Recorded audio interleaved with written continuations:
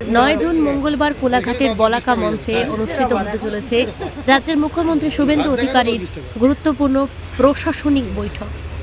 2 মেদিনীপুর, ঝাড়গ্রাম এই 3 জেলার প্রশাসনিক ও পুলিশ আধিকারিকদের নিয়ে অনুষ্ঠিত হতে চলা এই বৈঠককে ঘিরে ইতিমধ্যে প্রশাসনিক মহলে ব্যাপক তৎপরতা শুরু হয়েছে। বৈঠকে অতিরিক্ত উপস্থিত থাকবেন 3 জেলার জেলাশাসক, অতিরিক্ত জেলাশাসক, মহকুমা শাসক, ব্লক উন্নয়ন আধিকারিক, জনপ্রতিনিধি এবং বিভিন্ন দপ্তরের শীর্ষ আধিকারিক। মুখ্যমন্ত্রীর বৈঠকে বিভিন্ন সরকারি প্রকল্পের বাস্তবায়ন, জনমুখী পরিষেবা, অবকাঠামো উন্নয়ন, প্রশাসনিক সমন্বয় এবং আইন শৃঙ্খলা সংক্রান্ত বিষয়গুলি নিয়ে বিস্তারিত আলোচনা করতে পারেন। মুখ্যমন্ত্রীর এই সফর ও প্রশাসনিক বৈঠককে কেন্দ্র করে কোলাঘাট এলাকায় নিরাপত্তা ব্যবস্থা জোরদার করা হচ্ছে। নিরাপত্তার স্বার্থে একাধিক স্তরে নজরদারি, ট্রাফিক নিয়ন্ত্রণ এবং বিশেষ পুলিশ মোতায়েনের পরিকল্পনা করা হয়েছে।